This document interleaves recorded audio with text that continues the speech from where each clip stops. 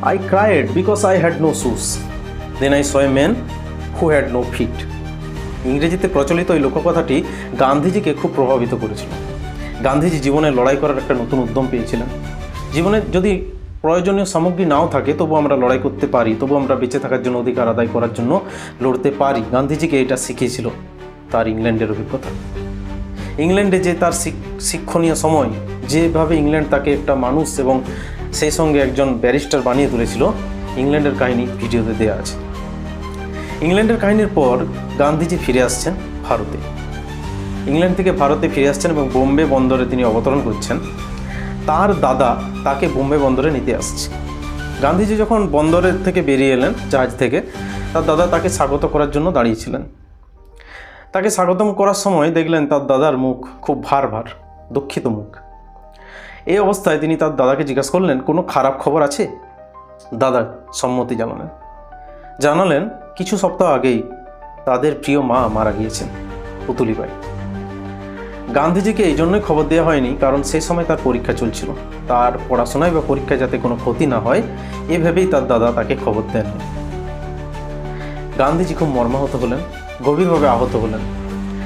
তার মা তার কাছে এক বিশেষ শ্রদ্ধার পাত্রী ছিলেন। তার মা তার কাছে অন্য এক নারী ছিলেন।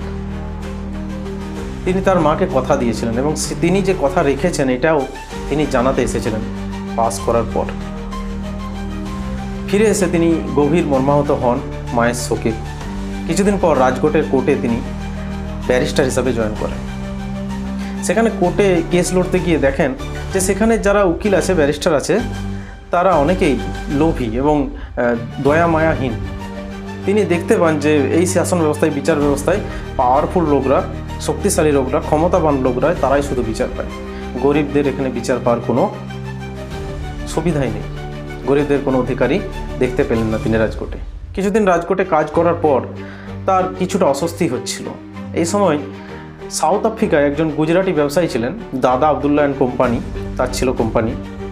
সেই কোম্পানির সঙ্গে একজন বিশেষ আরেক ফার্মের লড়াই হচ্ছিল। একটু আইনত জটিলতার ব্যাপার ছিল এবং কেস চলছিল। কেসটা মোটামুটি $4000 একটা ক্ষতিপূরণের কেস এবং গান্ধীজিকে দাদা আবদুল্লাহর কোম্পানি থেকে নিয়োগ করার কথা ভাবা হলো। গান্ধী সেই সময় খুঁজছিলেন যে রাজকোট থেকে বেরিয়ে যাওয়ার পন্থা বা পথ। তিনি একটা সুযোগ পেয়ে গেলেন, সেই সঙ্গে পেলেন একটি নতুন দেশ এবং সেই দেশের জনগণের সঙ্গে যোগাযোগ করার বা তাদের দেখার একটা সুযোগ। গান্ধীজি এই লোভ ছাড়তে পারলেন। তিনি সাউথ আফ্রিকা যাওয়ার জন্য রেডি হয়ে গেলেন।